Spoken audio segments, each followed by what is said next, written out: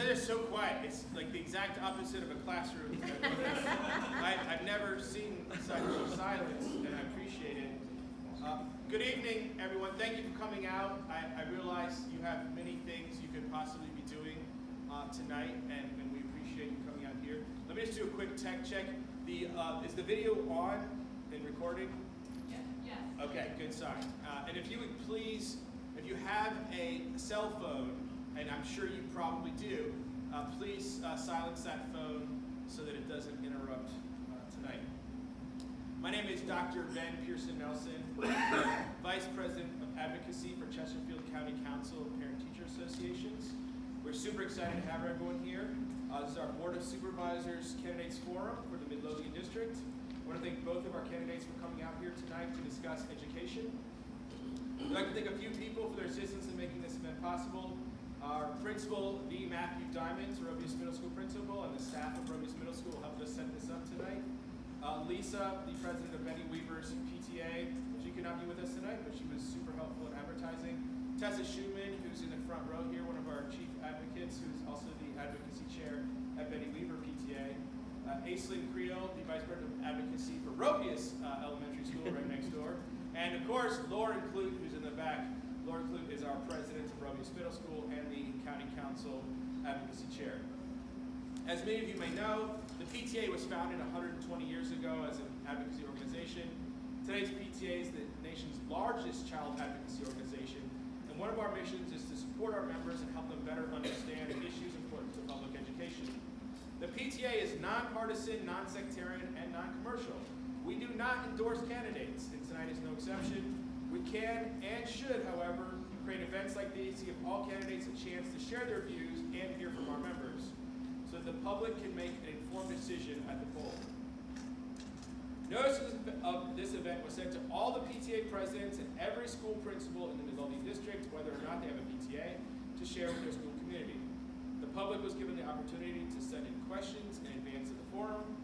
The PTA has done our best to summarize the themes, condense the education-related topics into questions that will be asked tonight. While this forum is education-focused, we are also cognizant of the fact that the Board of Supervisors does not control policy for schools, and the questions will not be completely limited to educational issues. As a point of reference, this is a forum, not a debate. There are no gotcha questions from us for the candidates. Our goal is to give each candidate a fair chance to represent their positions on topics important to the community. As an audience, we ask you to respect each of the candidates and your fellow constituents in the room by writing down any additional comments or questions you have in the note cards provided. You may raise your note card so a volunteer can collect your questions, and we will try and work them into the questions tonight. We cannot guarantee, however, that every question will be asked. The candidates will each have 90 seconds to answer any question asked of them. If appropriate, I will ask any candidate to give a brief response to an answer from another candidate. Please remember that all of our PTA staff are volunteers. In lieu of payment for our labor, we accept your thanks. And now, let me introduce our candidates, Jennifer and Mark. Jennifer, would you like to start and introduce yourself? Sure. Hello. Like many of you here tonight, I'm a parent. My daughter, up in the back row, she attends Betty Weaver. Don't mean to embarrass her. Betty Weaver, and she loves the classroom environment. She loves her friends, and she really loves her teachers, which I'm so excited for. Being a mother is the most important role that I've ever had in my life, and for this reason, I want to take on a new role with Chesterfield County Board of Supervisors. I want to see this area succeed for our future generations, to help build future growth and economic opportunities. I want to grow really deep roots here for myself and for my family, so that my daughter, for the rest of her life, can be proud to call Midlothian her home. I'm a businesswoman, a community leader, and a lifelong conservative with the skills necessary, I believe, to bring lasting positive change to our community. And I appreciate being here tonight.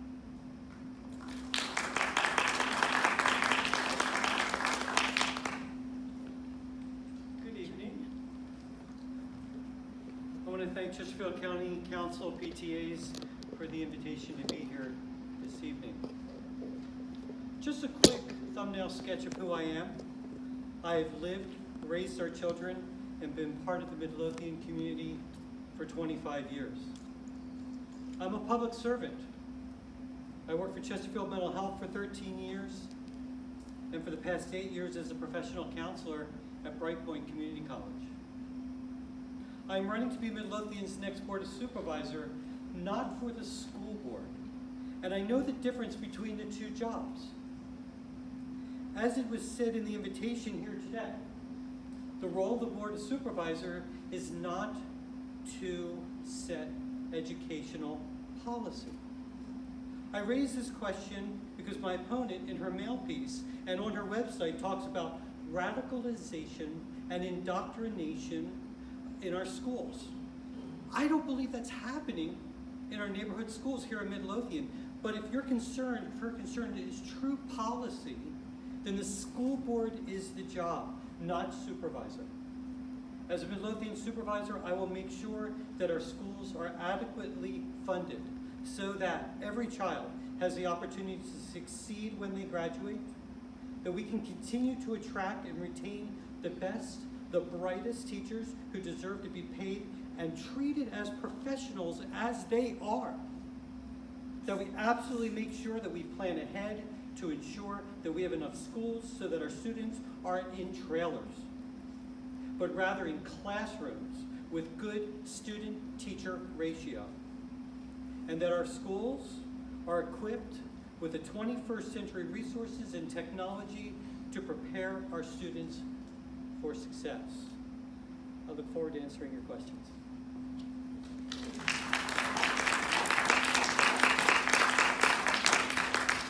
Thank you very much to both of you. Jennifer, you'll take the first question. Each of you lives in Chesterfield but have moved here from somewhere else. Why did you choose to live in Chesterfield County versus surrounding counties or the city of Richmond? And tell us about your experiences living in Chesterfield with county services including schools, police, fire departments, etc. Yeah, excuse me. Okay, sorry. You're good. I've been a resident of Virginia since 1982. I moved to Virginia when I was in 8th grade, and I attended 8th grade through high school in Loudoun County, and ended up going to George Mason University where I graduated, and ended up working in DC and in Northern Virginia for quite some time. I met my husband while I was working in DC, and one of my sorority sisters from George Mason happens to be a lifelong resident of Midlothian. She was born and raised and still lives here, even though she's moved around a little bit. She always comes back here. She raised both of her kids, and they both attended Betty Weaver, which is where my daughter is right now. And visiting here over the last 30 years, literally I've been coming down here for 30 years, and I've seen the growth, but I've also loved the community that she grew up in, and it was something I didn't really have when I was younger. I moved around quite a bit, so I didn't have that stability. So I think when we had the opportunity to move, Chesterfield and Midlothian was actually the first place that we decided to look, and we are so pleased to be here. It's the kind of community I want my daughter to grow up in. We've had such a great welcome, and it's remarkable how friendly people are here and how welcoming. So it was the best move we've ever made. Thank you. Ben, can you repeat the second half of that? Yes, absolutely, absolutely. So the question is, why did you choose to live in Chesterfield County versus surrounding counties? And tell us about your experiences living in Chesterfield County with county services, schools, police, fire department, etc. So Lauren, if I'm not talking loud enough, make sure to let me know, okay? My Jennifer and I, we were sitting in Oakland, California.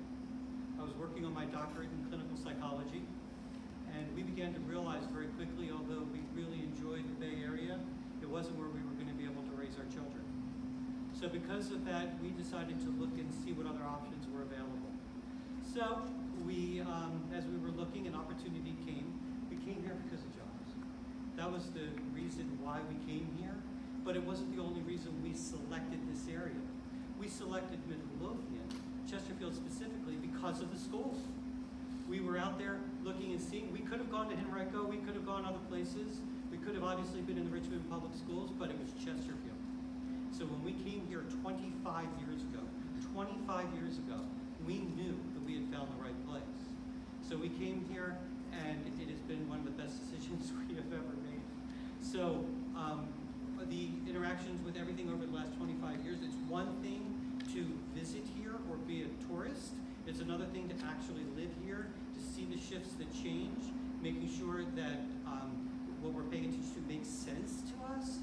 And it made sense to us every step. There may have been a lot of changes that have happened over here, but wow, has this area has just ballooned, and at the same time, it's just kind of coming into its own. I have a little bit of a concern around the growth, and that's one of the things that we need to be paying attention to.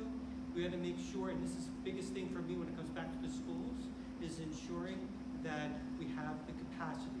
If we're going to continue to build, that's great, we need to do that, but do we have the capacity to integrate all of these new students into our schools? So that's one of the concerns we have. Thank you.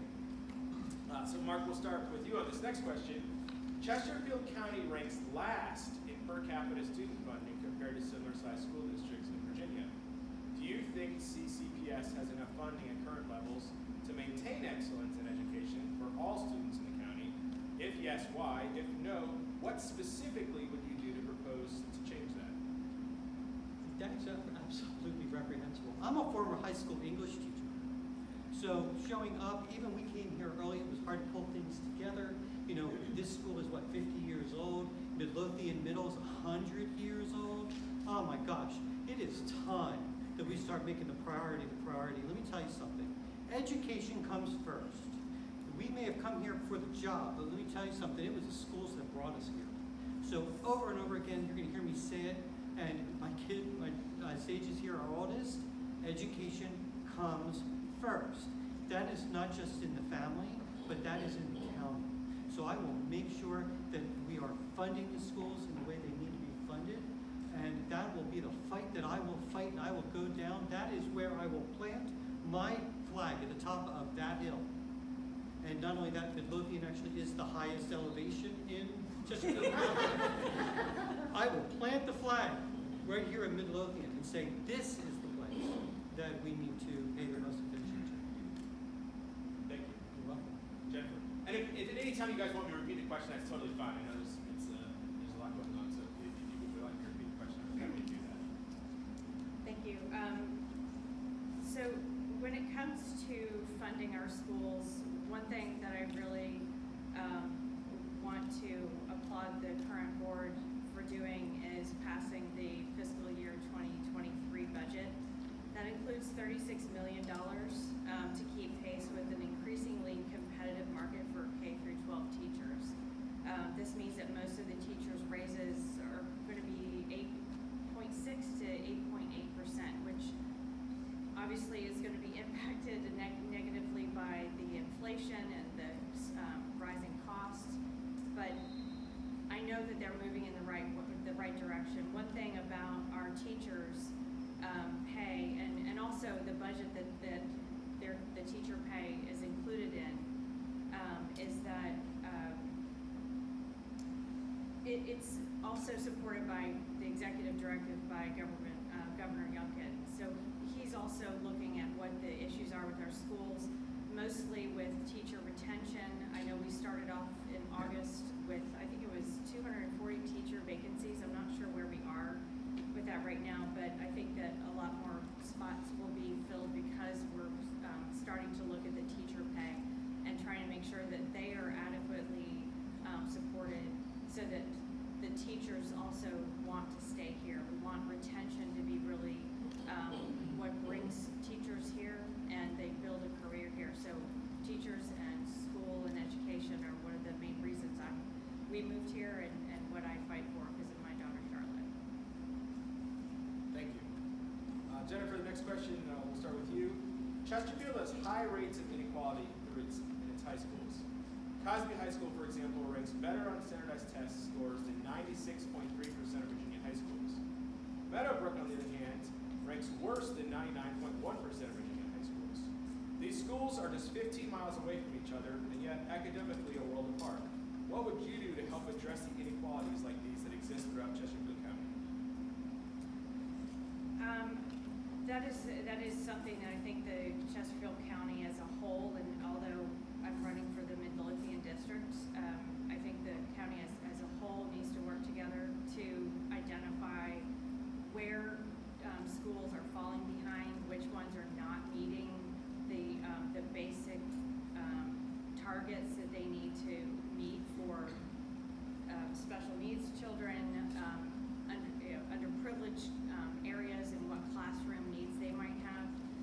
I don't think that we should just keep our focus in just Midlothian. I want to represent Midlothian and be a voice for the needs here in the whole of Chesterfield County, but I think that we have to be aware of what's happening in all the schools, and that's what I want. That's why I'm getting involved. I think that the more that we get engaged and the more that we spend a little bit extra time getting even involved with our communities. It's easy as a parent and as someone having a child in the schools, but even people who have their children have passed on through the schools, bringing people's knowledge and expertise to try to solve problems locally, I think is one of the greatest things about our country, is that we can make a big difference here. We don't need to wait for big government to come and do something. We have the power here, we have the expertise.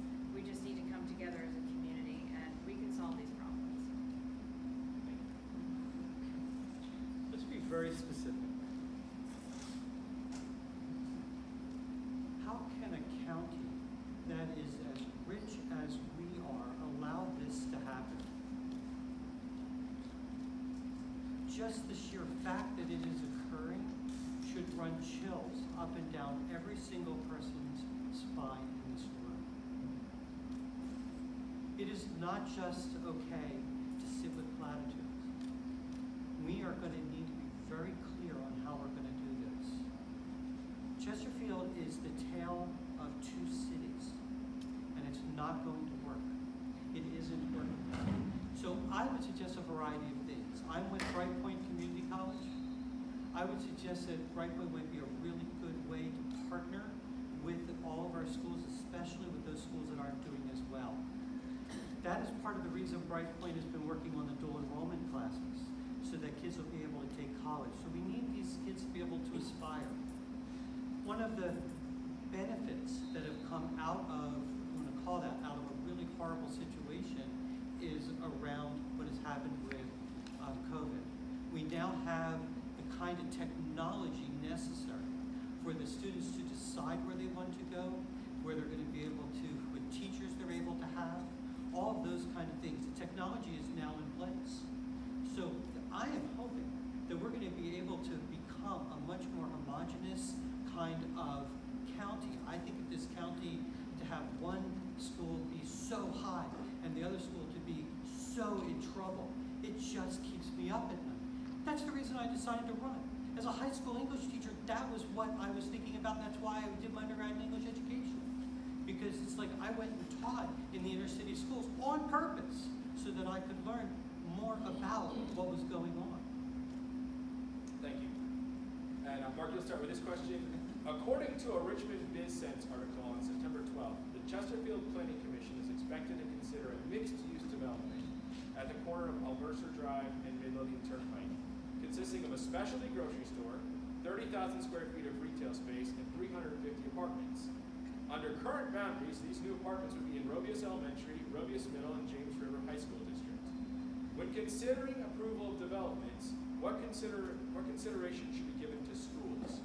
How would you partner with CCPS and developers to balance the interests of each affected party? Do you guys know what the school with the grocery store is going to be? Yeah. Whole Foods. That's what they're thinking is going to go there. They're thinking Whole Foods. Now, when I read that in this sense, what came through for me was, oh, I can't wait to become this board supervisor for Midlothian. because it ran chills up and down my back. Just from a development thing, I mean, after all, we've got Ukrops and Martins that is empty. We have a Sears that's empty. Look, Whole Foods can easily go into where the Sears is, and that happens a lot. If you go and do the research, you'll see that Whole Foods is often an anchor for a mall. The partnership, I mean, this is another example of how important capacity is. We already know that Midlothian Middle, we already know that Midlothian High School is 97% full. We know that it's about 84, 85% here for Robius Elementary, for James River, and for the middle school. So before we go jumping into something like that, there are questions that need to be asked. One of the nice things, I've started to develop a really good connection with Frank Petrosky, who is the planning commissioner, and I would like to see him continue to be the planning commissioner. I think it's a guy I can work with. I really, really do. He's a good man. So my plan is, and I've kind of already asked him, and I'm hoping he'll say yes, to stay on. We're going to make a good team.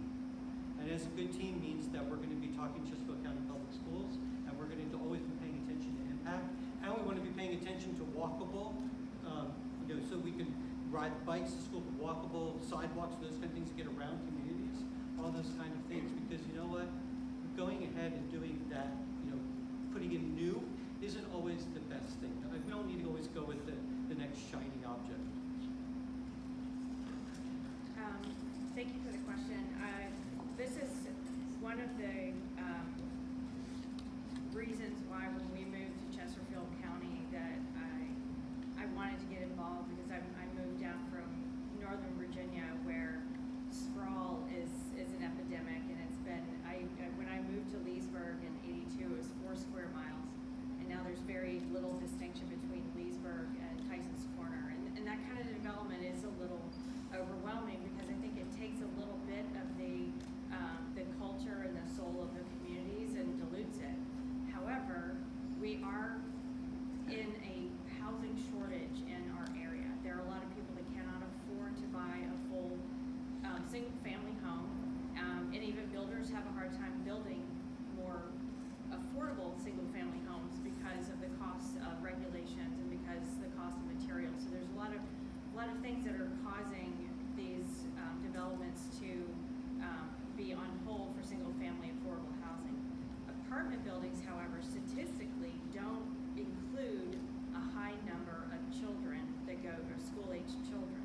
It's usually single people or no children couples. So I don't think it's going to be the main factor that affects our schools, but having the forum where the Board of Supervisors has open meetings where you can come in and listen to the Planning Commission, listen to the reasoning for this development, it is one of those things I want to challenge people to be more involved and get the information you need to understand why something's going to be built like that. But I know that developments and the balance between our school capacity is always part of the Planning Commission and the Board of Supervisors radar. So I think that's just one more hard solution or hard decision thing that the Board of Supervisors has to make, and I think it's something that's really worth our attention. Thank you. Can I respond to that? Yeah, you can have a brief response. I couldn't disagree with you more. There's no way to predict who is going to move into those apartment buildings. That's the reason it's very important to connect with the Home Builders Association of Richmond, Dana Markland, Elizabeth Greenfield. Those are the folks that we need to be talking to. We're not going to be able to restrict who can move in there. This is what I know. I mean, it is going to be very hard. I mean, sprawl is defined, in my opinion, by single homes out and out and out and out. And then what's the problem? The problem is now we have cars and cars and cars going back and forth. I don't have a problem at all with the higher density housing. I think that'll help with the shortage. And not only that, I think that it could help with just even property taxes, because now it's be spread out over a lot more people. But to be able to predict and say, oh, the folks that are going to move into the apartment are going to be kids, let me tell you something, it's going to be the younger families that are going to move there, because they're not going to be able to afford the $500,000 plus homes. Jeffrey, did you want to? I still disagree with that. I think the statistics actually do show how many children. It's not to say there won't be any children. That's not what I said, but I think that it's very important to recognize like the location of where the apartment complex would be and that development of mixed use, it not only opens opportunities for different businesses, but it gives housing for, housing with probably amenities that younger people who we want to keep in this location and close to jobs and close to the communities that they're familiar with. It gives a starter place for a lot of people. So I mean, while yes, there will be children, I don't think that it's going to be one child per unit impacting the school. So I think we're never going to be able to have a perfect balance between housing and schools. It's a goal that we have to strive for, but I mean, it's like trying to identify how much withholdings you want on your federal taxes. I mean, so that you don't owe too much and you don't, didn't pay too little. Like, it's always going to be something we have to strive for. And it is a level playing field, so if later you want to jump into something, you can say no, I'm Okay, happy to let thanks. you respond as well. So Jennifer, the next question you'll start with. So the PTA supports paying teachers at or above the national average. Currently, Chesterfield County teachers fall around 16% below this goal.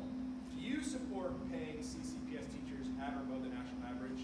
And what would you do specifically to make this happen? Well, I definitely support paying the teachers a competitive wage, and I know that the Board of Supervisors has been striving to solve that problem. I know that Governor Youngkin is also trying to solve that problem, especially after COVID and all of the different impacts that cause teachers to leave. It's more than just pay, but there are definitely a lot of issues that drove more teachers away from the job than we've seen before. So I appreciate that the policy or the directive that the governor has put forward, and with what the Board of Supervisors is doing to address the teacher pay. It's hard to go above. I mean, I would love to say we should pay above the national average, but we also have to keep in mind what the average, or what the cost of living is here compared to other places. We have to make it reasonable, but I want my teachers to come to work and be happy and know that they're getting paid well. I want them to be able to live close enough to the schools, and having a salary that will allow them to live close enough to the schools is important too. But we have to do it in a fiscally responsible way.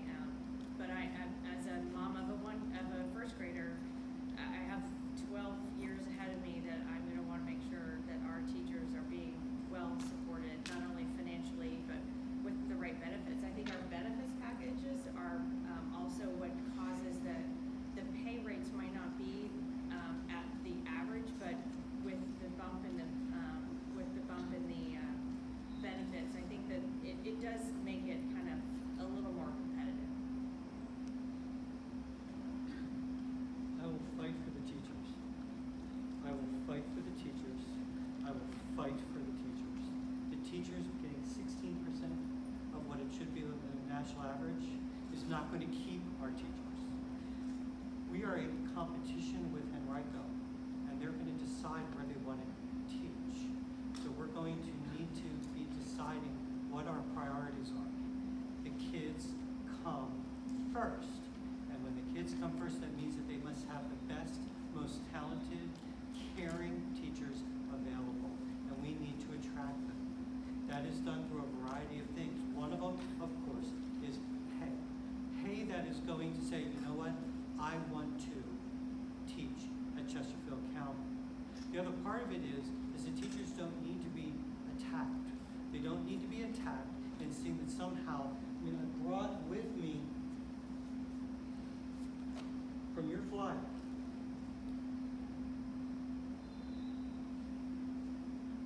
I want our children, rather than focus on indoctrination and radical social experimentation.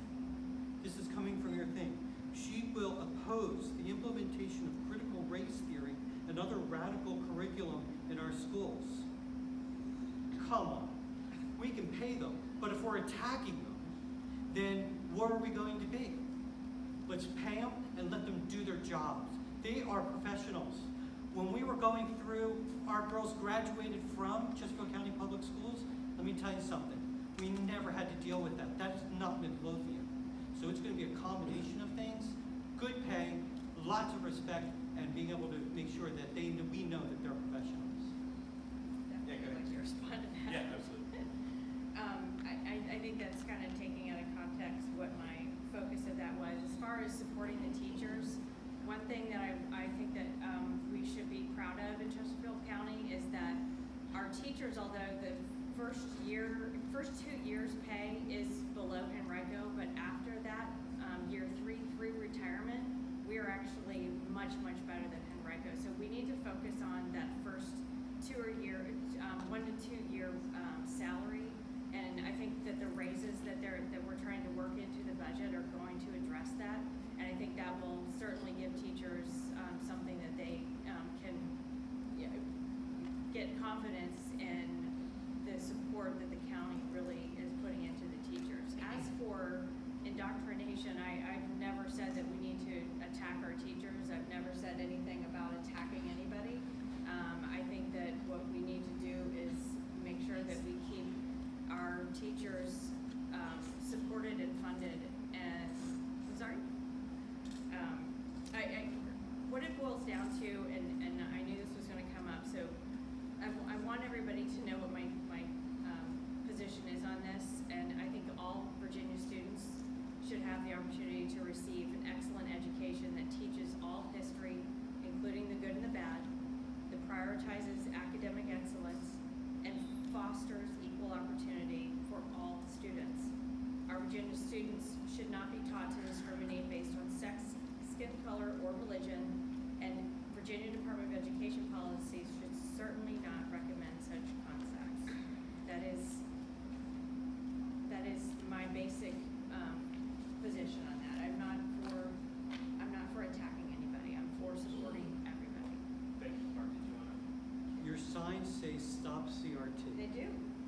And It's not as far as appropriate. I know, CRT does not exist in our schools. And so if that's the case, then you don't need to put it on your sign. Now you've backed off because you've gotten signs now that does not say stop CRT.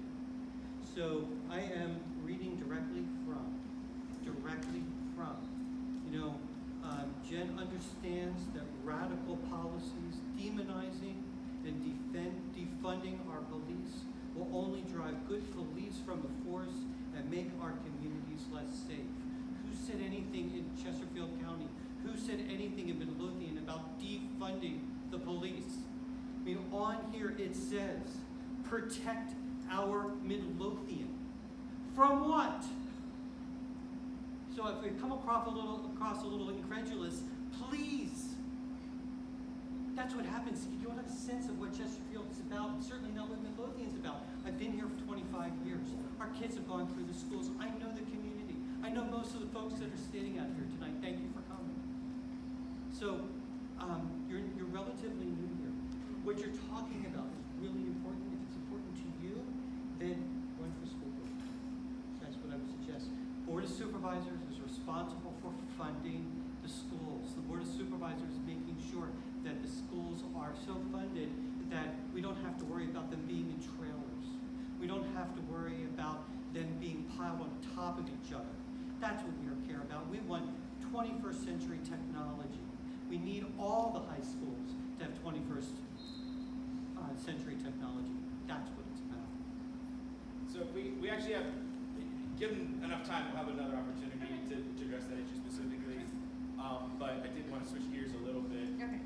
So in the wake of the COVID pandemic, many people and families are experiencing significant mental health crises. What will you do to raise awareness concerning mental health issues in Midlothian and Chesterfield, including the mental health of children, the disabled, the elderly, and how do you propose to ensure those individuals and families that need support and assistance get it? And we'll start with Mark. I have a doctorate in clinical psychology. I am licensed as a professional counselor. I am certified as a substance abuse counselor. I worked for Chesterfield Mental Health for 13 years before I went to Brightport. I am a mental health professional, and I know the people down at Chesterfield CSB. I will work with the director of the CSB, with Kelly Freed, very, very closely. I will work with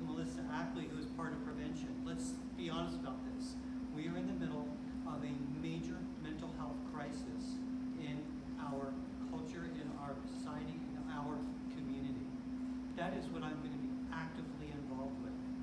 We're going to work with prevention. We're going to work with them to try to figure out what's the best way to reach our students so that we're able to help them. This is really scary. It is about to have someone on the Board of Supervisors. Look, we have an accountant, we have an attorney, we have someone in construction, and we have a police. I think it's time to have a mental health professional as part of the Board of Supervisors. Don't you think also?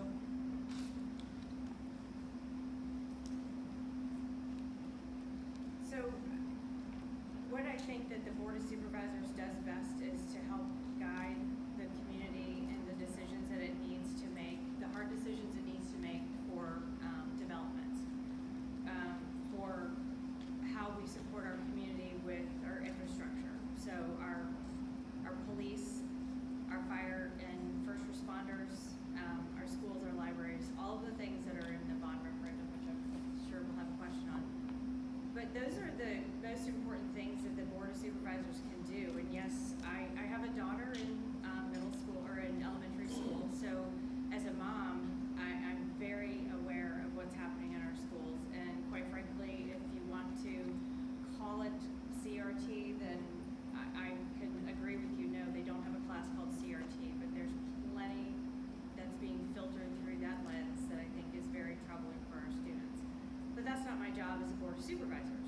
As a Board of Supervisors, my job as a trained and certified project manager is to get things done. I'm a solutions provider.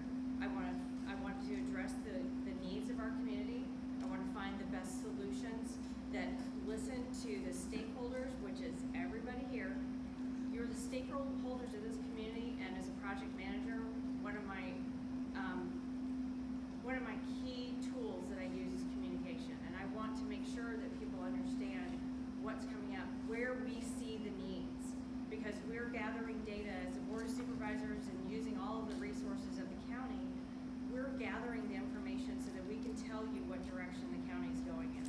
What housing needs do we have? What infrastructure needs do we really need to pay attention to? As homeowners, you have to plan and budget for these things. As homeowners, you have to decide what your priorities are. All of those things you do on a day-to-day basis is what we're doing for the community. As I, of course, am passionate about what's happening in the schools with my daughter, but that is not what the Board of Supervisors role does. So I will let you know where I stand as a conservative, as a faith-based conservative, but I will also be very committed to the role of Board of Supervisors. As a project manager, I know that I can find solutions and get to the resolutions that we need. I just wanted to mention, yes, communication is really important. That's not going to be my only tool. Mine's going to be relationship. Mine is being able to connect with individuals and being able to figure out where we can agree and look for the win-win. So communication, yes, really important. Relationship is what really matters the most to me. Did you want to say anything in response? We can move on to the next question. Yeah, So it's okay. So obviously CRT. We got a lot of questions on that. So I'm gonna let you start with this question. We did receive a significant number of questions from our members asking about this. So critical race theory is not currently a part of the Virginia Board of Education or Chesterfield County Schools curriculum. Can you provide specific examples of where this is happening in Chesterfield County, and how would you impact it from the BOSC, given that the Board of Supervisors does not determine education policy? Well, I appreciate the question, and I anticipated it because we're in the school forum. But again, as a Board of Supervisors, that's not in my lane. It is me as a personal, as a private citizen. It is something that I'm very concerned about. I've had enough enough insight into what some other parents at different schools are seeing, and it has my radar up. I have a first grader. She obviously hasn't been exposed to some of the things that are happening in later elementary school, in middle school, in high school. The things that concern me about the schools, the school, I guess it's mostly the teachers' unions that I see promoting a kind of approach to how the teachers teach and the schools should be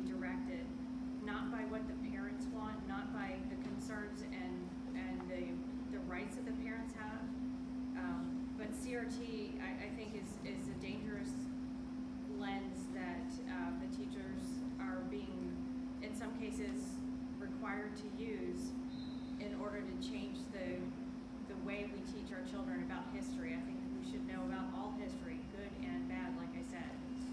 But these are the things that the school board has to deal with. I want to support our school board through the policy or not through policies, but through the funding that we are responsible for. So I don't have any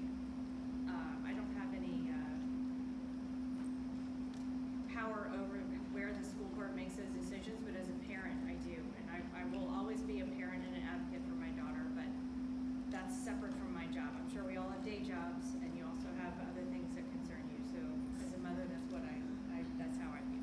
Thank you. Now that's a standalone question just for you, so there's no response from me. But your next question is just for you. So I'll let you answer this.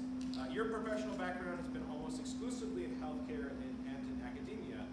How does this experience qualify you for the challenges and demands of a county with over 300,000 residents and an annual budget approaching $1 million? Great question. I do not have a monopoly on wisdom. So it doesn't mean that I am going to know everything when I show up, but I know already those folks that will be able to help me understand what's going on. Look, I've already started to develop those relationships with Dana and with Elizabeth over at the Home Builders Association. I have already begun to move forward with understanding and sitting down with the builders in this area. This is a big budget, and it means that I'm going to rely on the fellow supervisors so that we can work as a team to figure out what's going to make sense, what's the balance point in all of this. I know Chesterfield. I've lived here. I was joking around with my wife, like we've been here a quarter of a century. We've been here and we have a sense of how this county runs. So I am able to work with the team, the Board of Supervisors, to figure out, okay, where's the balance point? Where are we going to do with property taxes? What are we going to do with figuring out things like recycling? Right now we've got this whole issue around recycling going on, and how we're going to do that and taking care of our community on all different levels. Do we can leave this place a better place for our children and our grandchildren and everyone. So here we are. We're going to work together. We're going to figure out the budget, and I can figure it out, know what it is to work with the team. All right, so as we move toward our conclusion, this is a question we asked at our last one. To end the evening on a positive note, please tell us one positive thing about your opponent. We'll start with you, Mark. Jennifer, good heart. We've been able to connect. We were able to agree that we would just stick with the facts. We haven't been getting into some kind of goofiness with regard to, personal attacks or anything like that. I think that you are welcome to the community. We need to welcome everybody into the community. I just have been touched by how we've seen each other, work with each other, and communicate. So thank you for that. Mark has obviously been very easy to work with. We're both very new to politics and passionate about making an impact in our communities that we love. And while my time in Chesterfield is very short, it's just another example of being able to get to know people in a method or fashion that I haven't come across before. So it's been of all the opponents that I can imagine having, it's not a bad way to start. So thank you. All right, I want to thank both of you for coming out tonight. I really appreciate you coming here, and I also want to thank the RMS PTSA. A little known fact is you do not have to be a parent or a teacher at RMS to join the PTA. So if you are interested, we have these cards on the table out there. That's our literature, and feel free to join. Anyone who believes in the mission of the PTA can be a PTA member of any PTA. So feel free to join. I want special thanks to Lauren Kluge, the president here, a national PTA school of excellence.